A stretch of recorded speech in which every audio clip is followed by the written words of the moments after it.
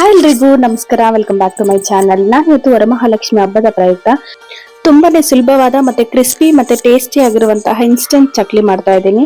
ಕೇವಲ ಒಂದು 20 ನಿಮಿಷ ಟೈಮ್ ಇದ್ರೆ ಸಾಕು ಇದನ್ನ ಪ್ರಿಪೇರ್ ಮಾಡ್ಕೊಬಹುದು. ಈ ಚಕ್ಲಿ ಹೊರಗಡೆಯಿಂದ ಕ್ರಿಸ್ಪಿ ಆಗಿರುತ್ತೆ, ತಿಂತಾ ಇದ್ರೆ ಇನ್ನ ತಿನ್ಬೇಕು ಅಂತ ಅನ್ಸುತ್ತೆ. ಇದನ್ನ ಮಾಡೋದಕ್ಕೆ ನಾನು ಒಂದು ಮಿಕ್ಸಿಂಗ್ ಬೌಲ್ಗೆ 2 ಕಪ್ ಆಗುವಷ್ಟು ಅಕ್ಕಿ ಹಿಟ್ಟನ್ನ ಹಾಕೊಳ್ತಾ ಇದ್ದೀನಿ.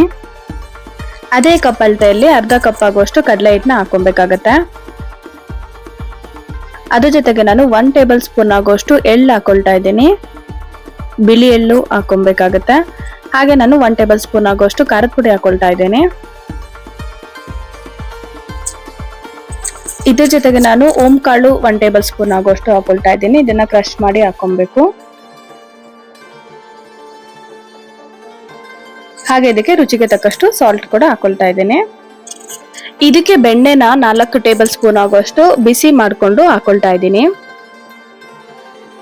ಬೆಣ್ಣೆ ಆದ್ರೂ ಹಾಕೊಬಹುದು, ಇಲ್ಲ ಎಣ್ಣೆ ಆದ್ರೂ ಹಾಕೊಬಹುದು. ಒಂದು 4 ಟೇಬಲ್ ಸ್ಪೂನ್ ಆಗುವಷ್ಟು ಬಿಸಿ ಆಗಿರೋ ಎಣ್ಣೆನ ಹಾಕೊಬೇಕಾಗತ್ತೆ.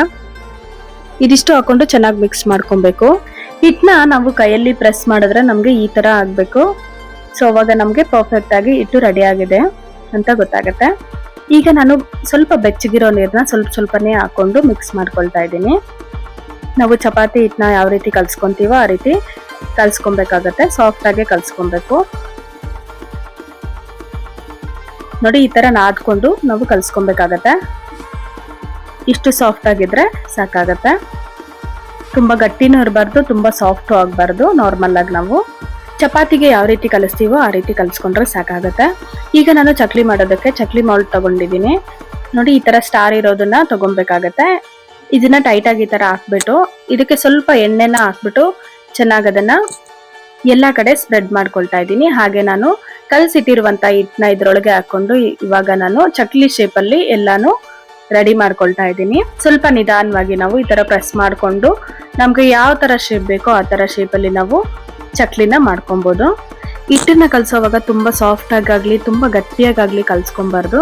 ನಾರ್ಮಲ್ ಆಗಿ ನಾವು ಕಲ್ಸ್ಕೊಂಡ್ರೆ ತುಂಬಾ ಚೆನ್ನಾಗಿ ಚಕ್ಲಿ ಮತ್ತೆ, ಇಲ್ಲ ಅಂದ್ರೆ ನಮ್ಗೆ ಅಲ್ಲಲ್ಲಿ ಕಟ್ ಆಗೋದು ಆ ತರ ಆಗ್ಬಿಡತ್ತೆ.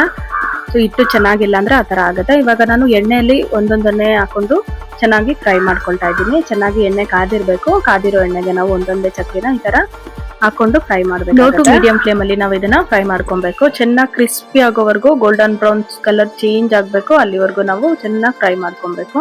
ಎರಡೂ ಕಡೆ ನಾವು ಫ್ರೈ ಮಾಡ್ಕೊಂಡಾದ್ಮೇಲೆ ನಮ್ಗೆ ತುಂಬಾನೇ ಕ್ರಿಸ್ಪಿ ಆಗಿರುವಂತಹ ಚಕ್ಲಿ ರೆಡಿ ಆಗುತ್ತೆ. ನಾವು ಹಬ್ಬಗಳ ಸೀಸನ್ ಅಲ್ಲೇ ಅಲ್ದಿರಾ ಬೇರೆ ಟೈಮ್ ಅಲ್ಲಿ ನಮ್ಗೆ ಏನಾದ್ರೂ ತಿನ್ಬೇಕು ಸ್ನಾಕ್ಸು ಅನ್ನೋವಾಗೂ ಕೂಡ ತುಂಬಾ ಇನ್ಸ್ಟೆಂಟ್ ಆಗಿ ಇದನ್ನ ಪ್ರಿಪೇರ್ ಮಾಡ್ಕೊಬಹುದು. ಇದ್ರ ಜೊತೆಗೆ ಸ್ವಲ್ಪ ಕರಿಬೇವನ್ನ ಕೂಡ ಫ್ರೈ ಮಾಡ್ಕೊಂಡು ಇದ್ರ ಮೇಲೆ ನಾವು ಹಾಕೋದ್ರಿಂದ ತುಂಬಾನೇ ಚೆನ್ನಾಗಿ ಕಾಣುತ್ತೆ. ಹಾಗೆ ಅದ್ರ ಜೊತೆಗೆ ತಿನ್ನೋದ್ರಿಂದ ತುಂಬಾನೇ ಕ್ರಿಸ್ಪಿಯಾಗಿ ಟೇಸ್ಟ್ ಕೊಡುತ್ತೆ. ವರಮಹಾಲಕ್ಷ್ಮಿ ಹಬ್ಬಕ್ಕೆ ಮನೆಗೆ ಬರುವ ಅತಿಥಿಗಳಿಗೆ ಸರ್ವ್ ಮಾಡೋದಕ್ಕೆ ತುಂಬಾನೇ ಒಳ್ಳೆಯ ಸ್ನಾಕ್ ಅಂತಾನೆ ಹೇಳ್ಬೋದು. ನಿಮ್ಗೆ ತುಂಬಾನೇ ಕ್ರಿಸ್ಪಿಯಾಗಿ ಪರ್ಫೆಕ್ಟ್ ಆಗಿ ಚಕ್ಲಿ ಬರ್ಬೇಕಂದ್ರೆ ಈ ರೆಸಿಪಿನ ಟ್ರೈ ಮಾಡಿ. ನಿಮ್ಮ ಅಭಿಪ್ರಾಯನ ಕಮೆಂಟ್ ಅಲ್ಲಿ ತಿಳಿಸೋದನ್ನ ಮರಿಬೇಡಿ. ಎಲ್ಲರಿಗೂ ವರಮಹಾಲಕ್ಷ್ಮಿ ಹಬ್ಬದ ಶುಭಾಶಯಗಳು. Thanks for watching.